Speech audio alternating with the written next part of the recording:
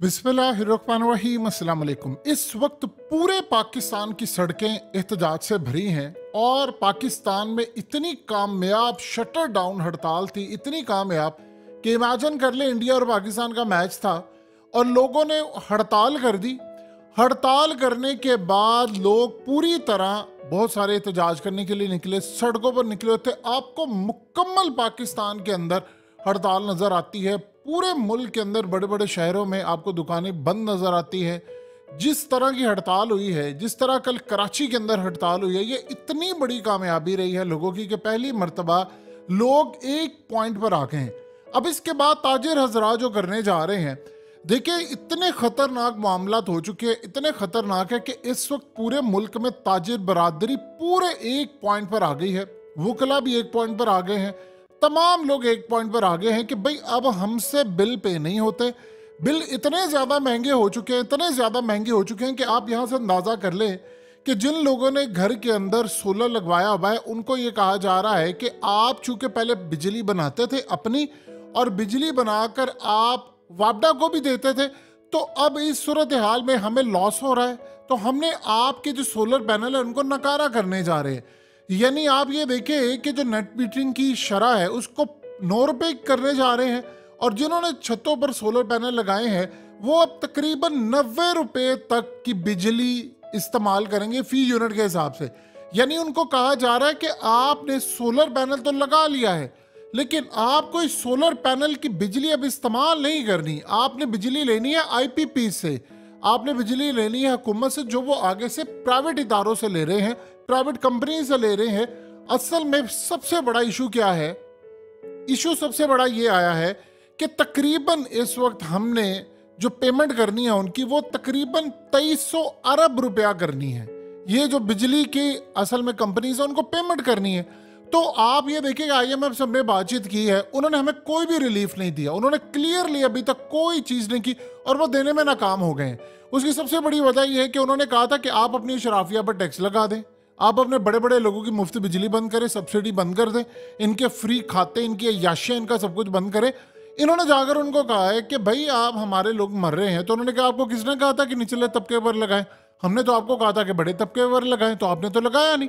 तो लिहाजा हमारी तरफ से तो रिलीफ, हम तो आपको कह रहे हैं कि अभी भी वक्त है, अब निचले तबके की बजाय आप ऊपर वाले तबके के ऊपर टैक्स लगाएं, ऊपर वाले तबके की मुराद खत्म करें, उनकी सब्सिडी खत्म करें, तो आपको रिलीफ खुद ही मिल जाएगा। तो वहां से कोई नाकामी, इन्होंने कह दिया कि बिल तो जमा करवाने हैं। एक चीज, अब ये जो हड़ताल हुई है, असल में इस हड़ताल का जो सबसे बड़ा फायदा होने जा रहा है उसको जरा समझिए। हुआ यूं है कि पहली मर्तबा पाकिस्तान के अंदर जो ताजिर बरादरी है वो एक एजेंडे पर आ गया और यहां तक तजवीज़ दी जा रही है कि अगर पूरा महीना अगर आपको बंद करना पड़े अपने तमाम कारोबार, तो आप बंद कर दें। आप बताइए कि अगर आप एक हफ्ते के लिए पूरा मुल्क बंद कर देते हैं और आप कहते हैं कि हमने काम नहीं करना, तो निज़ाम तो सारा धर्म भरम हो जाएगा। और अब हम उस एजेंडे पर आ गए हैं, हम उस पॉइंट पर आ गए हैं। देखिए एक घर के अंदर वो गरीब औरतें जो है वो कहती हैं हमको 10, 12, 15 हज़ार कमाते हैं और हमारा 26,000 बिल आ रहा है, किसी का 30,000 आ रहा है, एक बंदे का 7 यूनिट का बिल 40-47 हज़ार आ रहा है। आप बताइए, और दुनिया में कभी ऐसा हुआ है? कभी जिंदगी में? क्या हम अमेरिका से आगे चले गए हैं? अमेरिका से ज्यादा हमारे मुल्क के अंदर बेहतरी। और दूसरा, बजाय कम करने के पेट्रोल की कीमत फिर बढ़ गई है। देखिए ये कम नहीं होनी कीमतें, इसको आप अपने दिल और दिमाग में बिठा लें। हड़तालों का असल में अब वो काम जो होने जा रहा है, वो सारी ताजिर बरादरी कह रही है हम एक प्लेटफॉर्म पर हैं और वकला जो है वो कह रहे हैं भी हम भी एक प्लेटफॉर्म है। तो ये जो असल में जो सूरत हाल इस वक्त कायम दायम है, ये क्लियरली इंडिकेट कर रही है कि पाकिस्तान के अंदर जो मामलात हैं वो सारे बंद गली में चले गए। अब IMF ने तो आपने कोई रिलीफ देने को तैयार नहीं। अब ताजिर कह रहे हैं कि जब हम पूरा मुल्क शटडाउन करेंगे, हम काम नहीं करेंगे, तो उसके बाद से मजीद जो IMF के टारगेट्स हैं, जो IMF ने कहा कि भाई आपने से पैसे लेने या आपने टैक्स देना फलाना, वो तो मजीद मसले का शिकार होगा।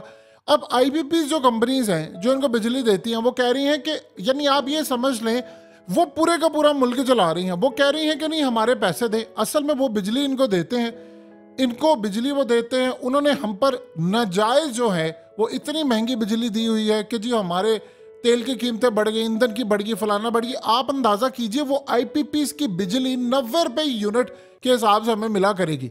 और जो घर के अंदर नेट मीटरिंग जिन्होंने की है, सोलर पैनल लगाए हुए, उनकी बिजली 10-15 रुपए के हिसाब से, 20 रुपए के हिसाब से अगर वो जनरेट करे तो उनको कह रहे हैं कि नहीं, तुम लोगों ने ये जनरेट नहीं करनी, तुम लोगों ने 90 रुपए की बिजली लेनी है।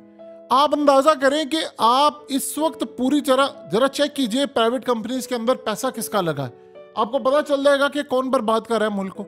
आप पता चला लेना इन कंपनीज के पीछे कौन है। अब असल मसला ये है कि ये कह रहे हैं कि अगर आपने हमारे बिल ना दिए, मिसाल के तौर पर इन्होंने हमें बिजली दी, आईपीपीज ने बिजली हुकूमत को दी, हुकूमत ने आगे अवाम को दी, मतलब एक जगह से खरीद कर दूसरी जगह अवाम को दे दी, अवाम ने आगे वो पे कर दिए पैसे, लेकिन वो पैसे हुकूमत ने सारे आईपीपीज को नहीं अदा किए, उसमें से वो खा गए, करप्शन हो गई, उधर चला गया, कर्ज में चले गए। तो वो कह रहे हैं कि जी हमें नहीं मिले, हमने तो भैया पाप से पैसे वसूल करें, क्योंकि उन्होंने जो मुआहदे किए हुए हैं वो डॉलर्स में किए हैं। भाई आप उनसे रुपीस में मुआहदे करें, आपको किसने कहा था डॉलर में करें, और उसके बाद कर्ज लिया हुआ है। तो ये जो सूरत हाल इस वक्त पैदा हुई है, कोई कंप्रोमाइज करने को तैयार नहीं है। और उधर से लोगों ने जो कह दिया है कि भाई हमने बिल पे नहीं करने, वापडा वालों को क्लियरली कह दिया गया है कि भाई आपने बिल लेने के लिए जाना है या आपने रीडिंग, वो कह रहे हैं जी हमने। अब जानते हैं कई मीटर रीडर ऐसे हैं कि जिन्होंने कहा है कि वो, यानी आप सोचिए जरा, वो किसी घरों के अंदर जा रहे हैं तो पहले वो चक्कर लगाते हैं, जाकर देखते हैं कि यहाँ पर कोई घर वाले खड़े तो नहीं है, कहीं कोई खड़ा तो नहीं है बंदा। वो यहाँ तक भी काम हो रहा है, वो अर्ली सुबह सुबह सूरज निकलने के फौरी बाद वो चले जाते हैं। और जब वो कह रहे हैं कि सारे लोग सो रहे हैं तो हम जाकर मीटर से रीडिंग ले लें, और कई तो ऐसे जिन्होंने रीडिंग लिए बगैर ही ऐसे रैंडमली तस्वीरें उतार दी हैं और जल्दी से कल, कुछ ने तो इनकार कर दिया कि हमने लेनी नहीं है, कि अगर किसी ने हमें पकड़ लिया तो हमारी ठुकाई करेंगे। अब अवाम जिस तरह सड़कों पर आ गए हैं, लोग जिस तरह सड़कों पर आ गए, ताजे बरादरी आ गई है। ये उन्होंने एक मुजाहरा किया था जो कामयाब रहा। वो कह रहे हैं कि हमने पूरे मुल्क के अंदर, हो सकता है 1 हफ्ता कर दे, 1 महीना तक भी अगर हमें करना पड़ा तो करेंगे। परवेज मुशर्रफ के दौर में 30 से ज्यादा दिनों का हुआ था एहतजाज और सारी मार्केट्स क्लोज रही थी। तो जो इस वक्त हालात पैदा हो रहे हैं वो असल में क्लियरली इंडिकेट कर रहे हैं कि अब आपके पास सोल्यूशन किसी के पास कोई है ही नहीं। आप जितना देखिए, एक आप ज़हन में रखिएगा, आप अगर दुनिया के अंदर अमेरिका को भी कह दें कि भाई तो इन्वेस्ट कर दे हमारे मुल्क के अंदर, तो वो भी ऐसा नहीं होता कि वो इन्वेस्ट करेंगे, वो पैसा आएगा। हर कंपनी जो होती है या कोई इन्वेस्टर होता है, पहले मुल्क के हालात देखता है। वो कहता है अच्छा मैं मुल्क के हालात देखूंगा, फिर मैं फिजिबिलिटी चेक करूंगा, फिर एक रिपोर्ट बनाऊंगा, फिर उसके बाद देखूंगा कि इन सेक्टर में इन्वेस्टमेंट हो सकती है। वो करते करते उनको 1.5 साल 2 साल लग जाते हैं। उसके बाद वो जाकर ये देखते हैं आया हमारी इन्वेस्टमेंट सिक्योर रहेगी या नहीं। कौन इस मुल्क में इन्वेस्ट करेगा जहां पर वो कह रहे हैं कि कारोबार ही नहीं है? बताएं, जब पूरा मुल्क बंद हो रहा है, लोगों के पास बाइंग पावर नहीं है। आप एक सिंपल सी मिसाल ले लें।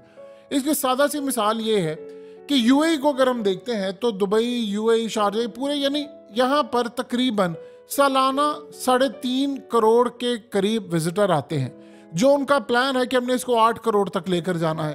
अब अगर 3.5 करोड़ लोग आते हैं, उनकी अपनी वहाँ पर जो आबादी है वो तकरीबन 10 लाख है, और जो बाहर से काम करने वाले हैं वो तकरीबन 90 लाख के करीब बनते हैं। तो करोड़ के करीब अब वहाँ पर लोग रहते हैं।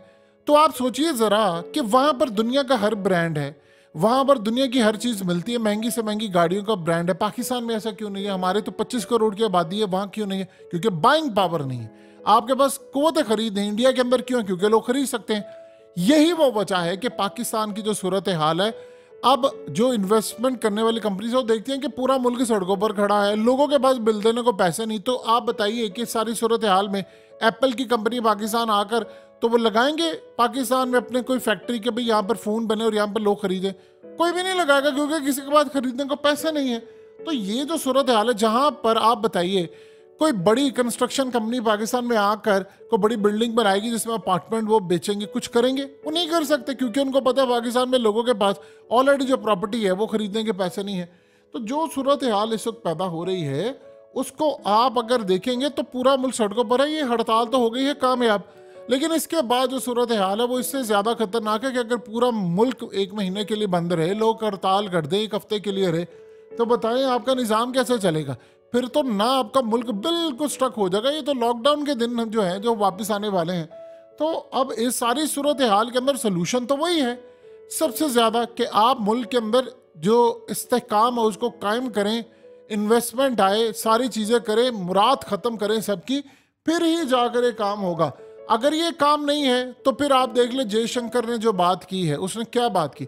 उसे पूछा गया कि आप पाकिस्तान के बारे में अब डिबेट नहीं करते, गुफ्तगू नहीं करते, तो आपकी एक कामयाबी हो गई है, आप इसको कामयाबी समझते हैं। उसने कहा जिस कंपनी के शेयर गिर रहे हो, कौन बेवकूफ़ उसकी बात करेगा, कौन उसमें पैसा लगाएगा। तो पाकिस्तान तो तबाह हो रहा है, तो हम इस पर बात करके अपना टाइम क्यों ज़ाया करें।